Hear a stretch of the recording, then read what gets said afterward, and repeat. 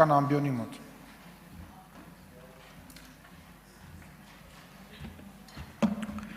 Շնորհակալ եմ շատ, ազգային ժողովի մեծարգո նախագահ, նախագահի հարգելի տեղակալներ, կառավարության հարգելի անդամներ, հարգելի պատգամավորներ, սիրելի ժողովուրդ, քննարկում ենք Հայաստանի Հանրապետության կառավարության գործունեության 2021-26 թվականների ծրագրի կատարման ընթացքի և արդյունքների մասին 2025 թվականի զեկույցը և դա անում ենք ազգային ժողովի հերթական ընտրություններից, այսինքն 2021-26 թվականների ծրագրի ժամկետի սպառումից ընդամենը 1.5 և 2018 թվականի 1.5 ամիս և 2018 թվականի ժողովրդական ոչ բռնի թավշյա հեղափոխության 8-րդ տարեդարձից 25 օր առաջ։ Միանգամից պիտի արձանագրեմ, որ այսօր մենք ունենք բոլորովին այլ պետություն, քան ունեցել ենք 2018 թվականին։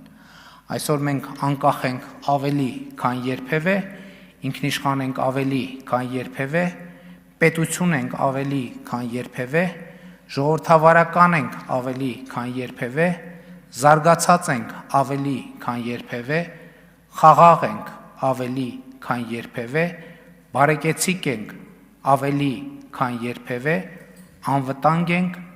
ավելի, քան երբևէ։ Մի բան էլ ասեմ, երկարակյաց ենք ավելի, քան երբևէ, որովհետև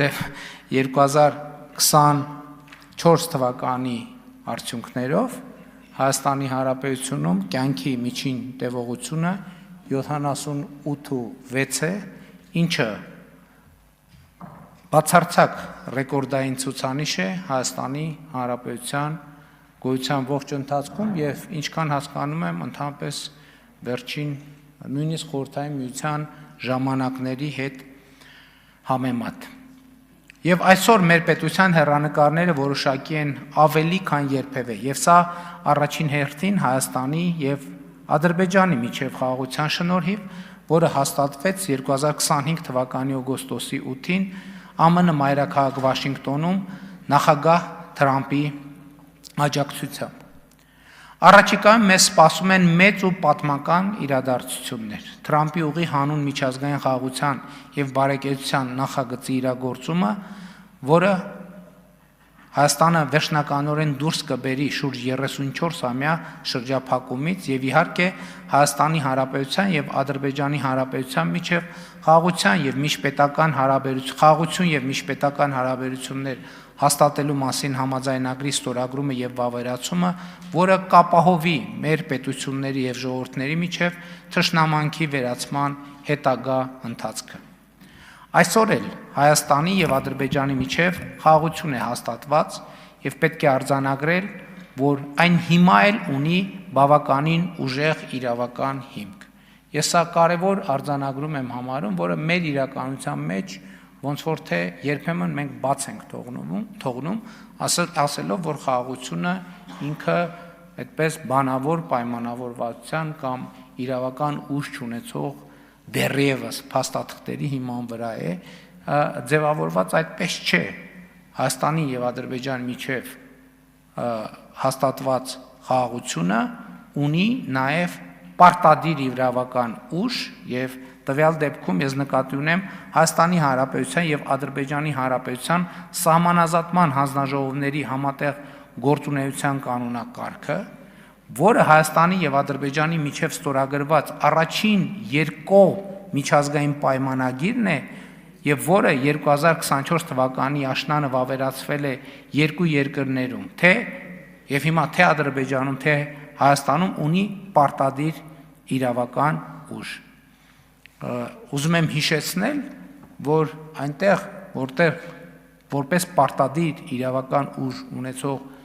դրույթ արձանագրված է, որ Հայաստանը եւ Ադրբեջանը համաձայն են երկու երկրների սահմանների սահմանազատման բազային սկզբունք ընդունել Ալմատիի հռչակագիրը։ Սա է իրականում խաղաղության անկյունակարը, հիմքը, որը, կրկնում եմ, ունի իրավական պարտադիր ուժ թե Հայաստանի Հանրապետությունում, թե Ադրբեջանի Հանրապետությունում։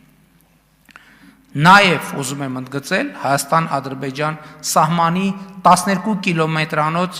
հատվածի սահմանազատումը, դա էլ է շատ կարևոր գործոն Հայաստան-Ադրբեջան թշնամանքի հաղթահարման առումով եւ դրանով իմ համոզմամբ մեկնարկ է տրվել այդ թշնամանքի հաղթահարման եւ այն որ Կիրանցի դպրոցը Ադրբեջանի հետ սահմանից 50 մետր հեռավորության վրա է գտնվում, այլևս սարսափելի չի հնչում Կիրանցի դպրոցի աշակերտների համար, սա իմ ասացի ամենավառ վկայությունն է։ Այսօր Կիրանցի դպրոցի աշակերտները Ադրբեջանից 50 մետր հեռավորության վրա դասի են գնում, 30 մետր հեռավորության վրա ֆուտբոլ են խաղում։ Սա խաղաղություն է։ Խաղաղությունը սա է։ Խաղաղությունը նաև այն է, որ արդեն ավելի քան 2 տարի Հայաստան-Ադրբեջան փոխհրաձգության հետևանքով ոչ զոհ ունենք, ոչ վիրավոր։ Հայաստանի Հանրապետության սահմանամերձ գյուղերում կրակոցի ձայներ չեն լսվում։ Ոչ միայն կրակոցի ձայներ չեն լսվում, այլև Հայաստանի Հանրապետության սահմանամերձ գյուղերում շուրջ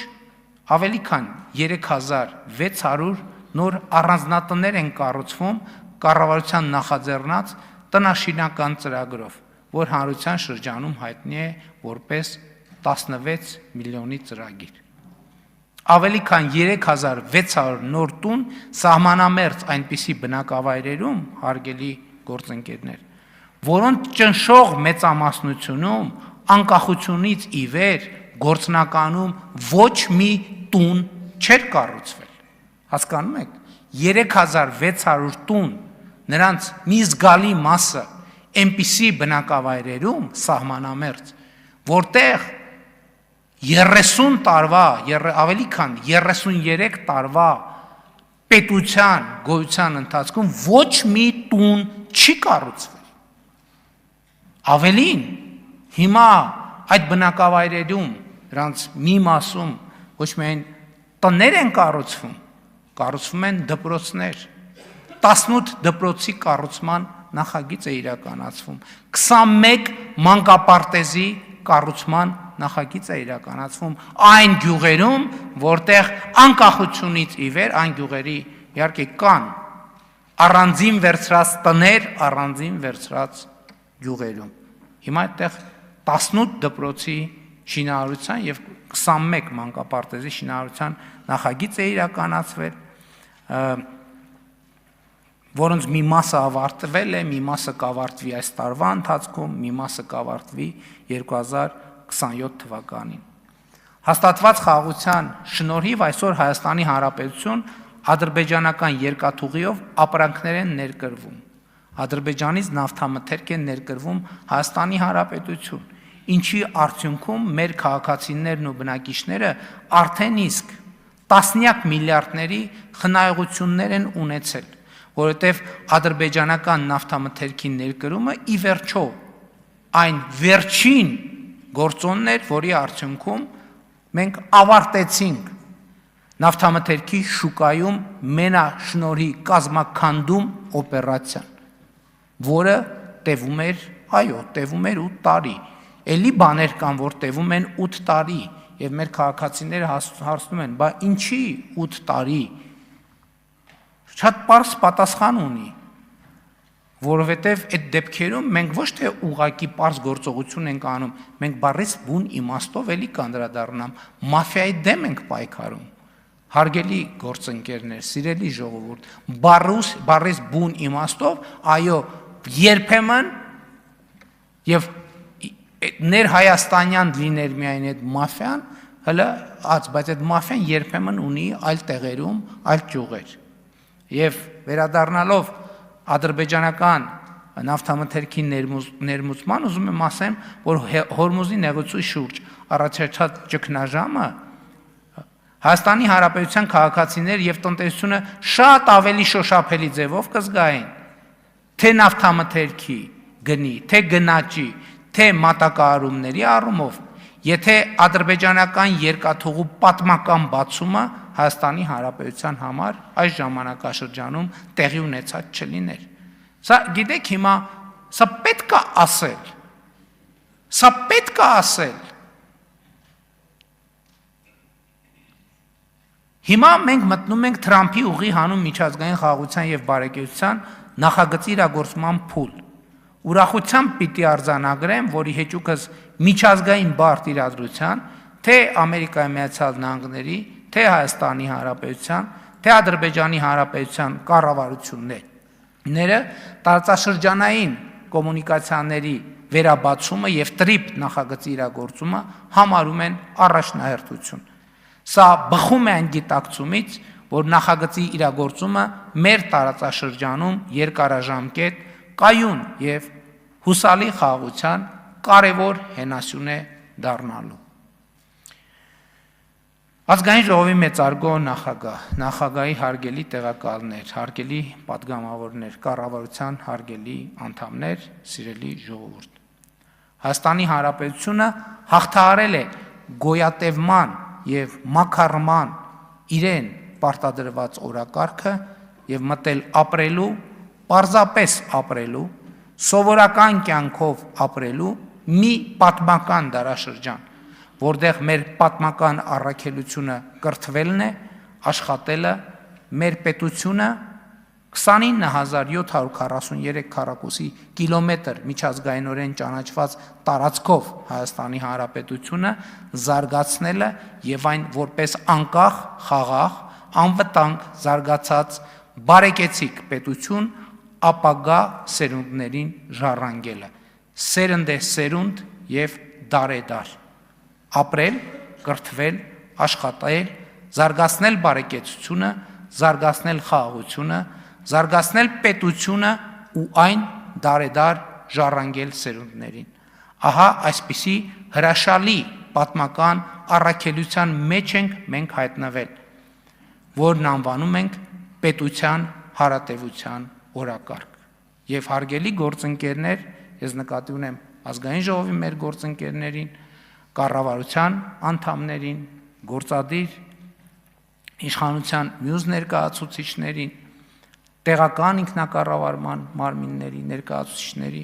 ուզում եմ բոլորիդ շնորհակալություն հայտնել այս շրջադարձային դարակազմիկ հանգրվանը իրականություն դարձնելու համար։ Բայց նաև ուզում եմ ընդգծել, որ այն հնարավոր դարձավ այս հանգրվանին հասնելը առաջին հերթին ժողովրդի աջակցության շնորհիվ, որովհետև կառավարությունն ու խորհրդարանական մեծամասնությունը ոչինչ չէին կարող անել, եթե չունենային ժողովրդի մանդատը ու աջակցությունը, եթե չունենայինք լեգիտիմություն իրագործելու այն քաղաքականությունը, որը վարել ենք 2021 թվականից սկսած։ Իսկ այդ մանդատը հստակ եւ աներկբա արձանագրված է, եւ սա ուզում եմ այս նրբության վրա առանձնահատուկ ուշադրություն հրավիրել, իսկ այդ մանդատը հստակ եւ աներկբա արձանագրված է 2021 թվականի օգոստոսի 26-ին Հայաստանի Հանրապետության ազգային ժողովի կողմից հաստատված այն փաստաթղթում, որի կատարման ընթացքն ու արդյունքները քննարկում ենք հիմա։ Խոսքը կառավարության 2021-2026 թվականների ծրագրի մասին է, որում հստակ եւ աներկբա արձանագրված է։ Մեջբերում եմ, Հայաստանի եւ տարածաշրջանի համար խաղաղ զարգացման դարաշրջան բացելը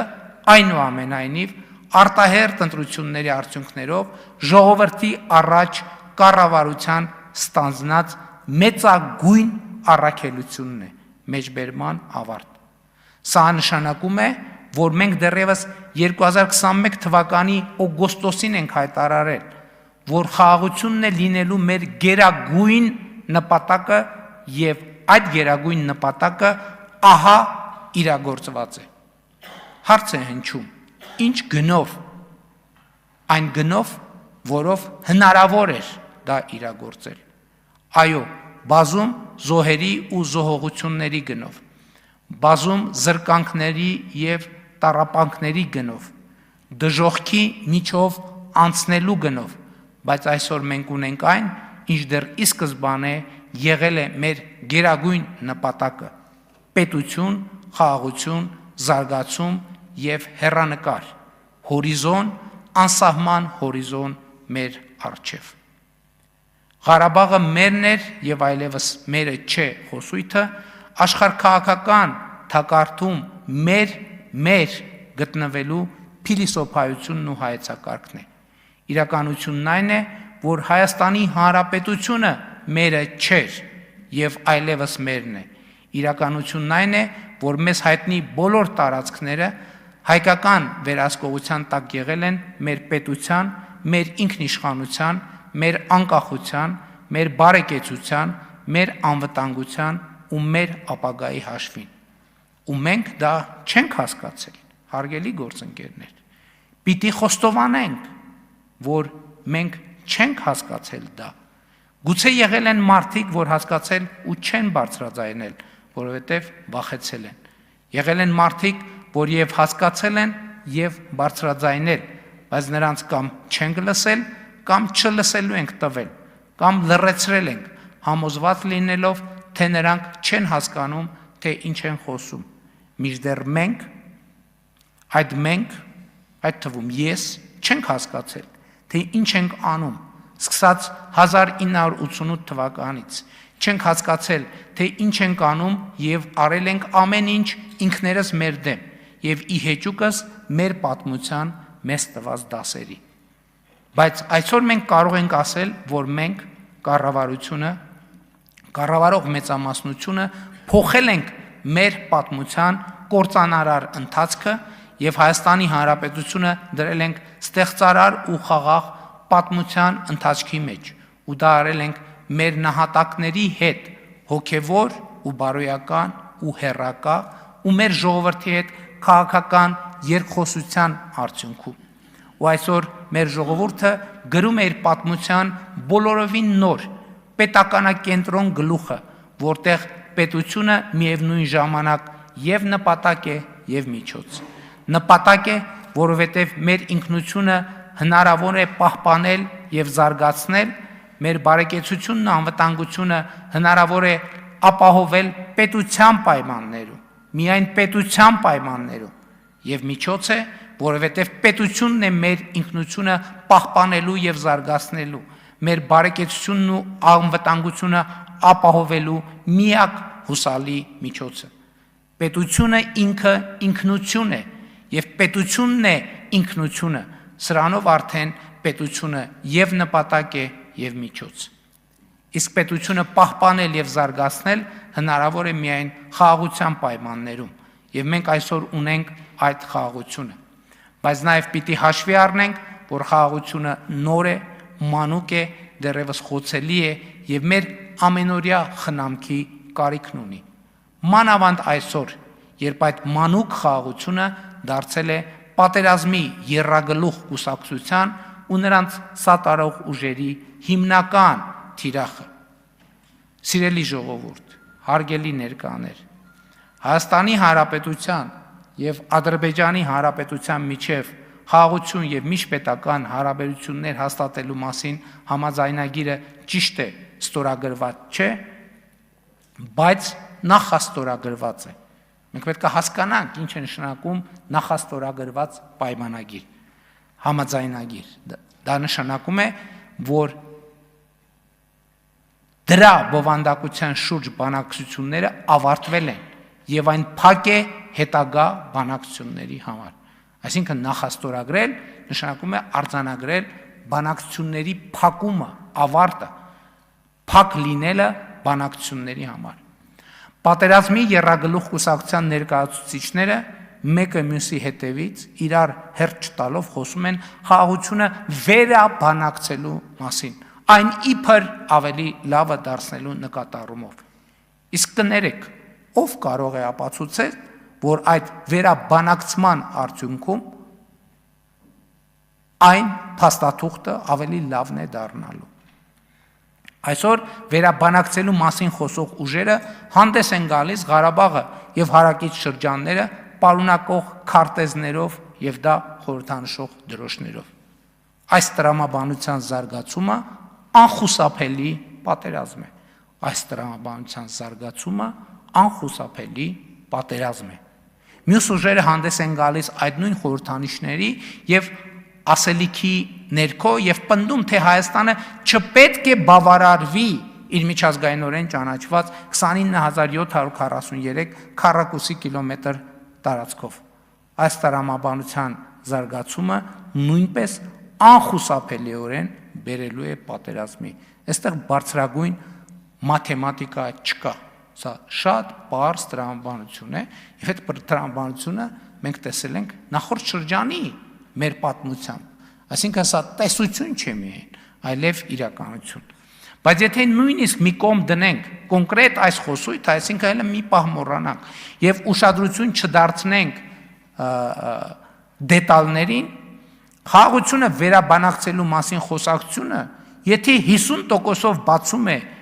ավելի լավ խաղաղություն ունենալու դուռը, 50%-ով էլ բացում է խաղաղություն չունենալու, այսինքն պատերազմ ստանալու դուռը։ Սա անկախ ամեն ինչից։ Սա արդեն քաղաքի ճաշակի հարց չէ ուրեմն, այլ մեր պետության լինել չլինելու հարց։ Եվ պատերազմի եռագլուխ կուսակցությունը մեր պետությունն ու ժողովրդին կործանարար ավանտյուրայի է փորձում մղել։ Այս է պատճառը, որ հստակ եւ աներբա ընդգծում եմ, որ ժողովուրդը Հայաստանի Հանրապետության քաղաքացին պետք է տեր կանգնի խաղաղությանը, որովհետև դա իր խաղաղությունն է, դա իրեն անհրաժեշտ խաղաղությունն է եւ այն հարվածի ու կասկածի տակ դնելը հավասարազոր է աղետի։ Դա նշանակում է կասկածի տակ դնել բազմաթիվ զողողությունների գնով ձեռք բերված մեր հաջողությունները։ Իսկ մենք ունենք բազմաթիվ